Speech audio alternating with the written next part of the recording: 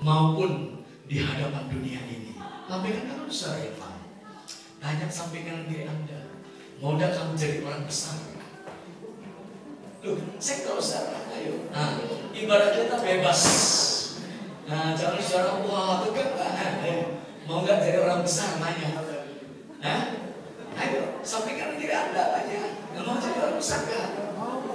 Ayo, kalau Anda ditanya mau jadi orang kecil atau mau jadi orang besar? Kecil juga. Berapa banyak mau jadi orang kecil? Saya doakan tetap kecil, saudara. Berapa banyak mau jadi orang besar? Wah, ada juga yang angkat tangan. Anda mau jadi apa? Orang yang di tengah-tengah, kecil enggak, besar enggak, sedang-sedang saja. Berapa banyak mau jadi orang besar? Saya berdoa, apa yang Anda dengar malam ini akan membawa Anda untuk menjadi orang-orang yang besar di mata Tuhan maupun di mata dunia ini. Yang percaya katakan amin. Mari kita berikan tepuk tangan yang lebih meriah bagi Allah kita. Tepuk tangan yang panjang dan meriah bagi Allah kita. Haleluya. Ada banyak negara yang luas ukurannya, tapi negara itu bisa kalah dengan negara yang lebih kecil ukuran negaranya. Israel itu negara yang kecil. Singapura itu negara yang kecil. Tetapi Israel, Singapura sekalipun luas wilayah negaranya kecil, tetapi negara yang kecil ini sanggup mengalahkan kemampuan kekuatan dari negara-negara yang besar. Ada banyak negara-negara yang kaya akan alamnya, termasuk negeri kami, negeri kita saudara, Indonesia.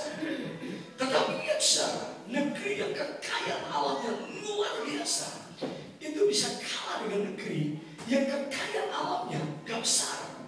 Jepang negeri ini, saudara, kekayaannya alamnya gak terlalu besar dibandingkan dengan Indonesia. Tetapi lihat, kekuatan kemampuan Indonesia dibandingkan dengan Jepang berbeda. Jepang secara lebih maju. Saya pergi ke Tokyo dan ini untuk pertama kalinya saya ada di Jepang. Kaget, gedung-gedungnya tinggi. Dan kemudian kota-kotanya tertata begitu baik, rapi luar biasa. Saya ada di Kyoto, bingung saudara. Pada waktu belanja makanan, untuk buang sampah saja cari tempat sampah di mana. Gak ada tempat sampahnya, sampai dikantongin saudara. Kemudian sampai di hotel, baru dibuang. Saya mikir di mana tempat sampah yang ada di Kyoto? Kok gak ada tempat sampah di pinggir jalan? Dan begitu cara kita lihat kotanya itu begitu bersih. Beda dengan kota kami. Nah, ini tidak membandingkan, tapi memang kenyataan. Di kota kami sana, itu yang namanya sampah. Hampir di tiap jalan akan ada puntung rokok, ada yang lain. Cuma satu yang nggak ada, yang di jalan-jalan nggak pernah kelihatan duit saudara. Aneh, loh iya kan? Sampah banyak, tapi kok nggak pernah ketemu ada duit-duit yang bertebaran di jalan. Nah, inilah keadaan negara-negara yang kaya akan alamnya, sudah bisa dikalahkan dengan negara-negara yang kecil. Ada negara yang penduduknya begitu banyak, tapi bisa kalah dengan penduduknya yang sedikit, seperti Swiss. Sudah bisa mengalahkan negara-negara yang lain dengan jumlah penduduk yang begitu besar. Sudah mengapa? Para ilmuwan menyelidiki negara-negara besar punya kemampuan besar, kekuatan besar, itu dikalahkan oleh negara-negara yang kecil oleh karena sikap dari berbangsa yang ada. Ada banyak orang yang pintar, pendidikannya yang tinggi, tetapi saudara, orang yang pintar ini malah dipimpin oleh orang-orang yang lebih rendah pendidikan. Ada juga orang yang bakatnya sangat banyak, tapi bisa kalah dengan orang yang bakatnya itu sedikit. Bahkan ada orang-orang yang secara fisik lengkap, tangannya ada, 5 tangan ada, bahkan kalau beruntung bisa 6 tangan, 6 jari, 6 tangan secara kayak dewa, dan lain sebagainya. Tapi bisa kalah orang-orang yang punya fisik yang lengkap dengan orang-orang yang kadang fisiknya tidak lengkap. Ada orang yang punya tangan kemampuan orang yang punya tangan bisa mengalahkan orang yang punya tangan yang lengkap. Ada orang yang cacat secara fisik, gak punya kaki besar. Dia berjalan hanya dengan satu kaki. Tetapi orang yang punya satu kaki bisa mengalahkan orang yang punya dua kaki. Saudara, kenapa? Ada orang-orang yang dilihat secara penampilan sempurna kalah dengan orang-orang yang dilihat dengan penampilan yang tidak sempurna. Semuanya itu dikalahkan bukan karena masalah fisik, bukan masalah kepintaran, bukan masalah bakat, tetapi mereka dikalahkan oleh karena persoalan sikap di dalam hidup mereka. Nah, sebagai manusia, maka ada 3 hal yang sangat penting yang harus kita miliki dalam hidup kita. Yang pertama, Amsal pasal yang kedua ayat yang ke-10 mencatat apa yang harus dimiliki oleh setiap kita. Amsal 2 ayat 10 mencatat demikian. Karena hikmat akan masuk ke dalam hatimu dan pengetahuan akan menyenangkan jiwamu. Sebenarnya yang pertama yang harus dimiliki oleh seseorang itu adalah pengetahuan. Tetapi pengetahuan saja gak mencukupi kebutuhan dari manusia.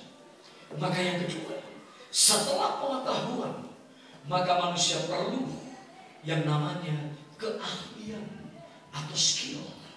Anda bisa melihat dalam Daniel pasal 9 ayat yang ke-22, di mana Tuhan memberikan kepada Daniel hikmat pengertian untuk kemudian memperoleh keahlian, memperoleh keterampilan.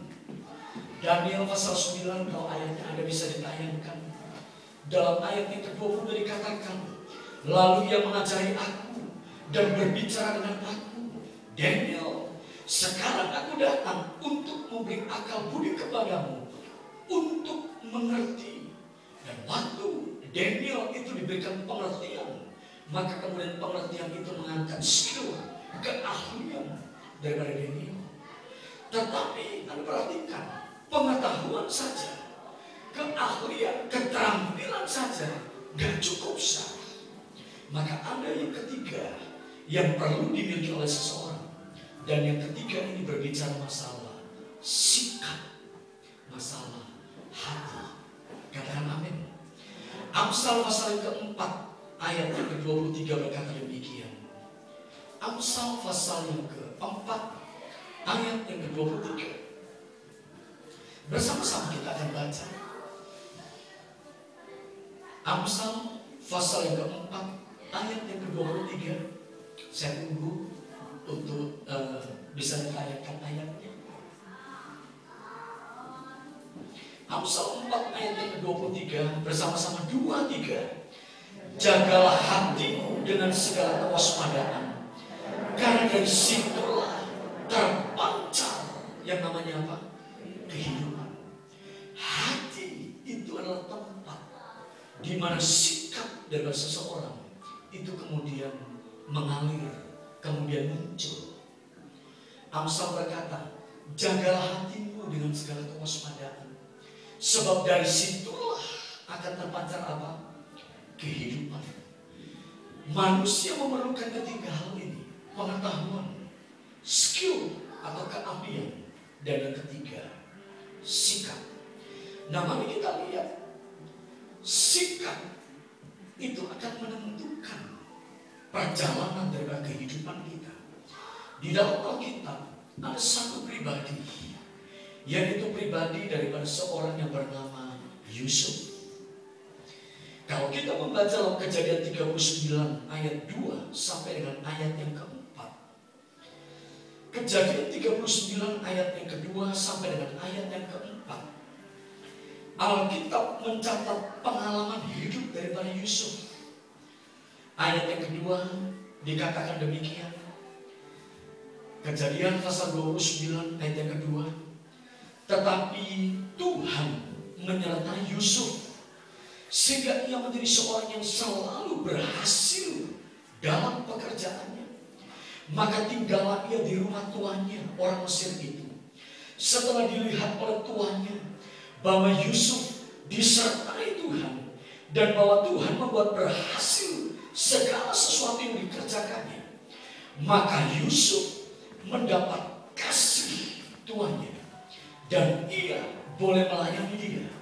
Kepada Yusuf diberikannya kuasa atas rumahnya dan segala miliknya diserahkannya pada kekuasaan siapa? Yusuf. Saudara, mengapa orang Mesir ini percaya dengan Yusuf? Sehingga kemudian orang Mesir ini mempercayakan kekayaannya itu kepada Yusuf. Mengapa kemudian orang Mesir ini mempercayakan hal-hal yang sulit untuk orang lain itu bisa dipercayai dan itu dipercayakan kepada Yusuf? Saudara, karena Yusuf itu adalah pribadi yang dia tidak hanya pintar dengan pengetahuan, dia tidak hanya pribadi yang dipenuhi dengan keahlian atau skill, tetapi Yusuf adalah pribadi yang memiliki sikap hati yang baik, baik di mata Tuhan maupun di mata pemimpinnya. Saya percaya kalau kita memiliki sikap hati yang baik, yaitu sikap hati yang baik kepada Tuhan dan sikap hati yang baik kepada pemimpin-pemimpin di mana kita bekerja, di mana kita melayani, maka dengar, pemimpin-pemimpin kita akan mempercayakan apa saja yang ada pada dia itu kepada kita. Katakan amin. Sehingga kunci untuk kita menjadi besar itu tidak hanya ditentukan oleh pengetahuan kita, tidak hanya ditentukan oleh skill kita, itu juga ditentukan oleh apa? Sikap daripada hati kita. Kalau kita jujur kepada pemimpin kita, kalau kita mau merendahkan diri kita di dalam pemimpin kita menaruh hormat kepada pemimpin kita mengasihi pemimpin kita, di mana kita bekerja, di mana kemudian kita mencari nafkah, maka pengalaman Yusuf itu akan menjadi pengalaman dalam setiap kehidupan kita. Katakan amin. Katakan amin. Mari berikan kemuliaan bagi Allah.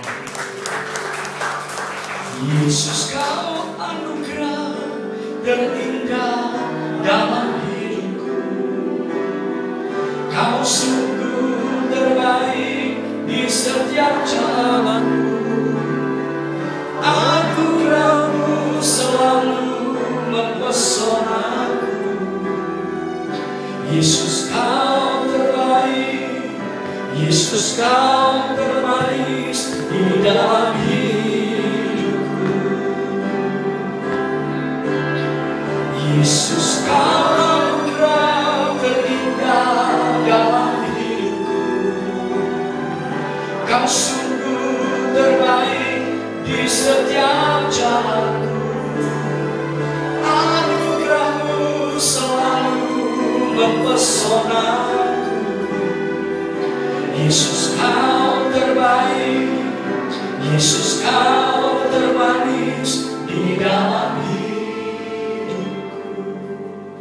Pribadi yang kedua, pribadi